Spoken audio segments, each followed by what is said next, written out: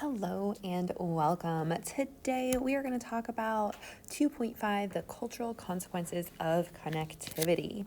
So far in this unit, we've discussed how trade not only transports goods, but also people and ideas. And it's no surprise, right? With all of the empires that are growing across Afro-Eurasia, with all of the technology, right? Like here's the Indian Ocean, that with the exchange of people and goods, that of course culture is going to change as well. So, what does College Board want you to know? College Board, first off, wants you to know that there was a diffusion or a spread of literary, artistic, and cultural tradition. So, the example that we are going to talk about is Buddhism. So Buddhism spreads along the Silk Road. It spreads by monks, by pilgrims, and also by travelers. Originally, as you can see here, it comes from India, but soon it loses favor in India and it spreads and it becomes very, very popular as it goes into China, then into Korea and Japan, and then also as it goes south into Southeast Asia, and finally to Indonesia. And as it spreads, it kind of adapts to the places where it goes to. So the first place that I want to talk about it going is Southeast Asia. So this is actually a Hindu, but it becomes a Buddhist site, and you might know it, it's called Angkor Wat. And so it is today in Cambodia. And it starts off as a Hindu temple. It's in fact one of the largest, if not the largest, religious space in the world. And these are supposed to copy Mount Meru, which is the home of the gods for Hindus. But as Buddhism spreads, the rulers of Angkor Wat, some of them convert to Buddhism. And as they convert to Buddhism, they change some of the carvings. In fact, they'll represent themselves as bodhisattvas or people who have reached enlightenment but have stopped. They don't go on to kind of in the next world to nirvana. Instead, they stay to help teach us. So that's one of the first ways that it adapts.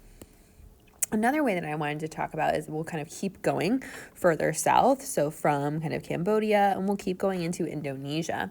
And here is our example. This is Borobudur. And so it's created by the Selendra dynasty in Indonesia. And it is a Buddhist stupa. So we can see just how far Buddhism spreads. And a stupa is the Buddhist holy site. So Buddhist pilgrims come to these sites. They typically have objects that were associated with the Buddha. So those objects could be like, this is kind of gross and weird, but like pieces of his body or things he touched or items that were important to him. And you enter into them. They're aligned with the direction. So like north, kind of east, south, west, right? And then you do what's called circumambulate. You walk around. And there are a variety of different sculptures of the Buddha here. So you kind of have this very elemental and cosmic experience when you're at a stupa. Just to kind of put it in context, right? Because we're talking about the spread of Buddhism and how Buddhism changes as it spreads. This is what a stupa looks like in India, where Buddhism originates. So again, it's still associated with like east, right, and north and south and so on. And it still kind of has this mound type structure. But gosh, oh, wow. Look at how different it is from how it changes when it goes there. Or for example, right here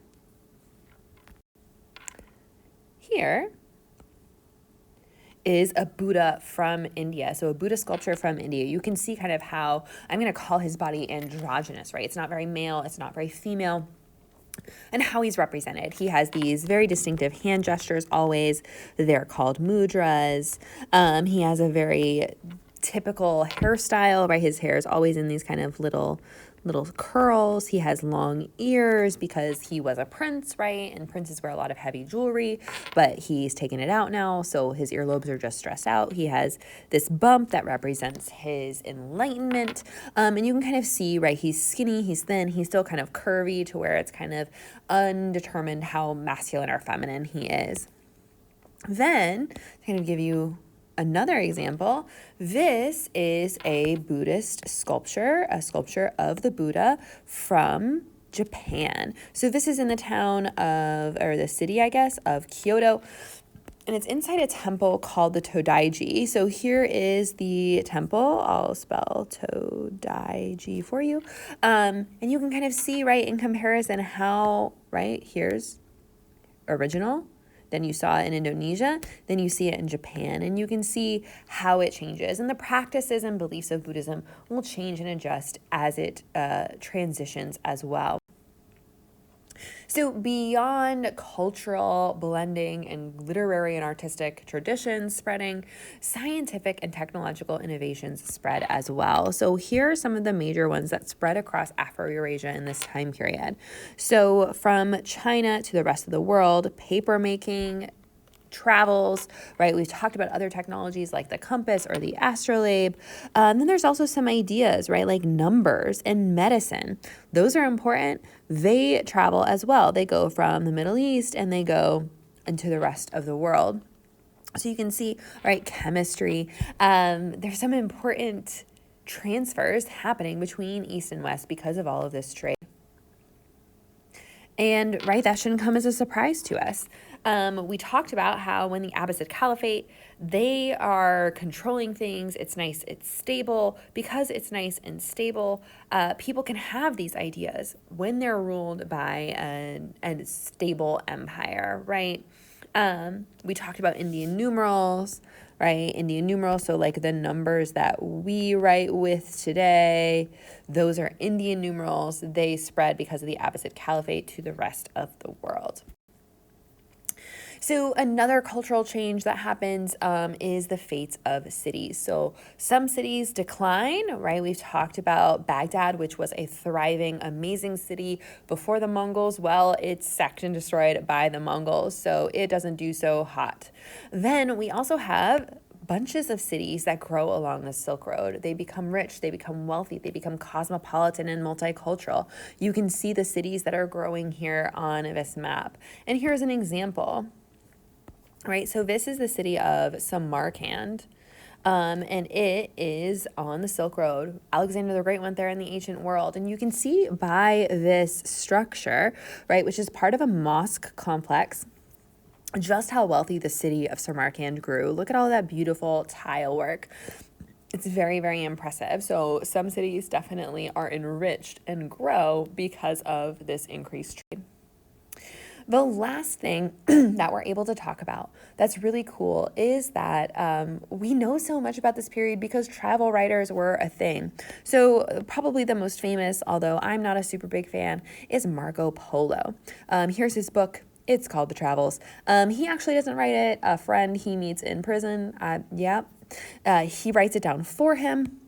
But here you can see his travels, right? He's a Venetian merchant from a Venetian merchant family, and he travels all the way to China where he meets and he works in the court of Kublai Khan in the Yuan dynasty in China for a while. However, probably the coolest of our travel writers is Ibn Battuta, which there's a team in my classroom named after him. So Ibn Battuta is a Moroccan Islamic scholar, and when he is an adult, he is doing pretty well financially, and so he decides to go on a pilgrimage to Mecca, as all capable Muslims should do, right? It's part of the 5 pillars of Islam. So he leaves Morocco, and he goes to Mecca on his pilgrimage. And once he's there, he's like, I really like this traveling thing. And he decides that he is going to travel all over the Muslim world. And he is going to write about it in a book called The Rihla. So he writes about it as he goes. He records all of his observations.